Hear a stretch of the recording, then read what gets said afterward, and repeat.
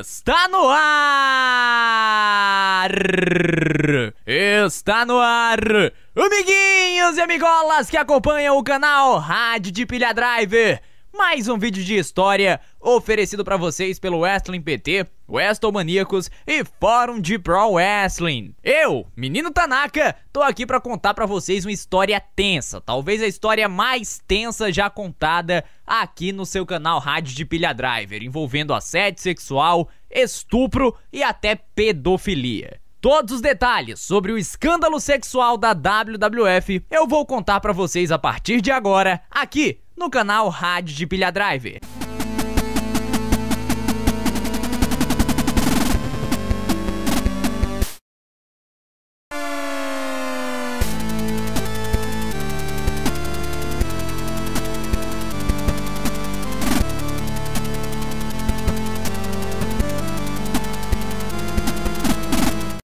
O wrestling de outrora. Na década de 80, a expansão para além dos territórios fazia a WWF ter um grande destaque. A velha dinâmica de heróis contra vilões continuara a ser aplicada e o produto exibido pelas arenas americanas já era voltado ao público infanto-juvenil. Antes da imoralidade da Atitude Era, o sexo não era algo tão explorado pelas programações das grandes empresas de wrestling. A WWF, apesar de ter essa premissa de ser uma empresa tecnicamente limpa, acabou se envolvendo em diversos escândalos, alguns deles até simultâneos.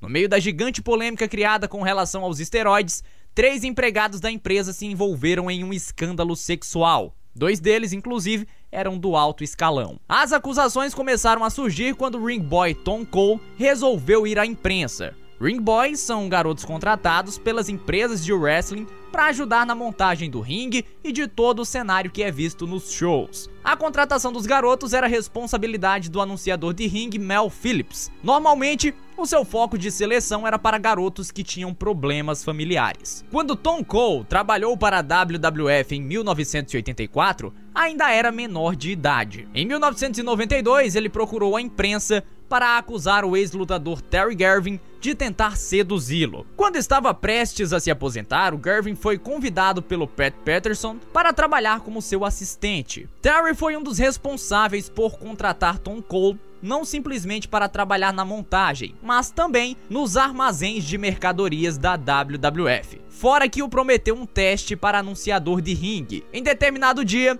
Garvin convidou o garoto para sua residência para que pudessem discutir algumas coisas. Coincidentemente ou não, foi em um dia que a esposa e os filhos de Garvin não estavam em casa. Um pequeno detalhe é que o ex-lutador afirmou que eles estariam em casa. Chegando lá, Tom Cole foi recebido por Terry, que colocou um filme pornográfico na televisão e propôs que eles praticassem sexo oral. Cole, heterossexual, rejeitou veementemente a proposta e foi obrigado a sair da casa, tendo que passar a noite em uma van do lado de fora da residência. No dia seguinte, Tom Cole foi até o armazém e encontrou com Mel Phillips, que declarou que ele estava demitido. Tom Cole ainda acusou Mel Phillips de um estranho fetiche relacionado a pés. Na época, ele nunca tinha prestado atenção por ainda ser um adolescente, mas depois as coisas ficaram claras para ele. Quando Tom foi demitido, ele relatou a sua história para um jornalista do The New York Post. E como um incêndio, rapidamente tudo se propagou. A imprensa ficou ensandecida, procurando Tom Cole para entrevistas e participações em programas, mas Vince McMahon entrou na parada logo após o processo por assédio sexual chegar em suas mãos. Ele buscava uma resolução fora dos tribunais e ofereceu a quantia de $150 mil para isso. Tom Cole aceitou o dinheiro e recebeu novamente o seu emprego com a WWF. Então Vince McMahon entrou com um processo contra as mídias especializadas que propagaram a história. Inclusive, isto impediu que um programa bombástico sobre o caso fosse exibido na televisão.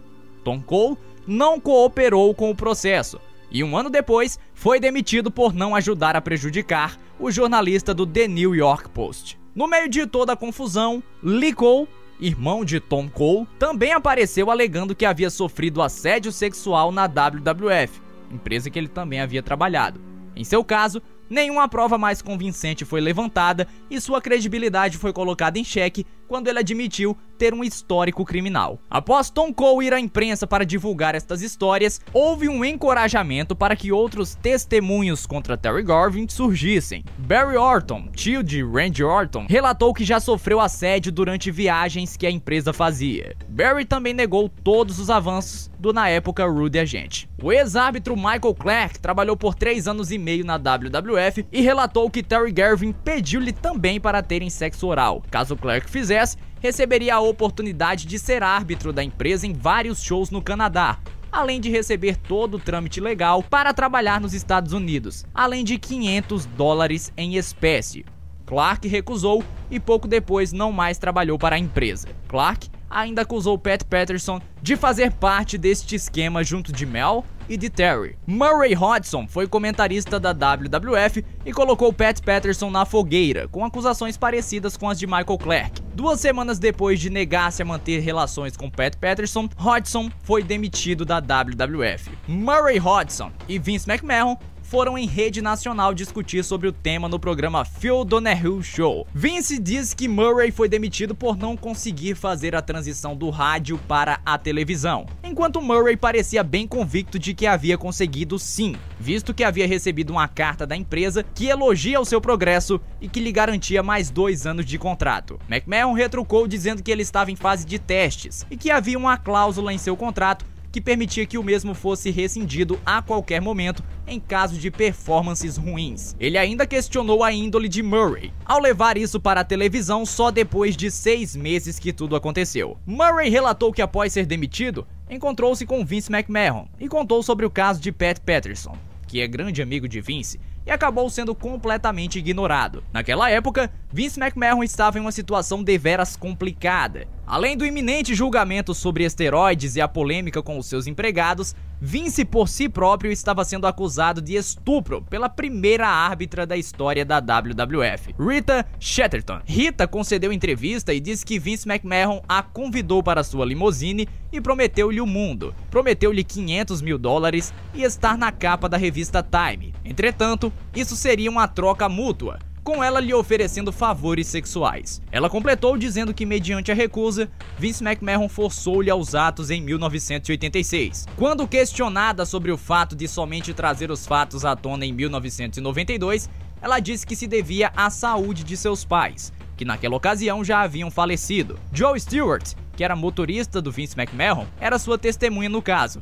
Inclusive, ela veio a passar por um detector de mentiras pouco antes de a entrevista ir para o ar. Vince McMahon e a sua esposa Linda McMahon processaram Rita por calúnia. As alegações nunca foram provadas e pouco depois da polêmica, ela se afastou da mídia e não se sabe por onde ela anda. Mel Phillips foi suspenso, mas nunca retornou e hoje em dia recebe o tratamento Benoit da empresa, que o exclui das suas exibições em DVDs e na WWE Network. Seu paradeiro também é desconhecido.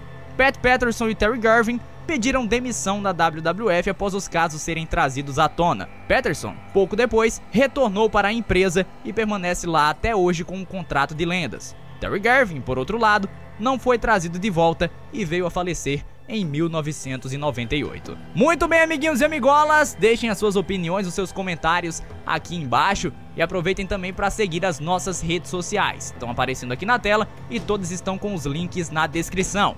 Inscreva-se no canal, ative o sininho para receber as notificações e também fique ciente que tem vídeo novo toda quarta e todo domingo aqui no seu canal Rádio de Pilha Driver, tá certo? Tchau, tchau, galera! Fui!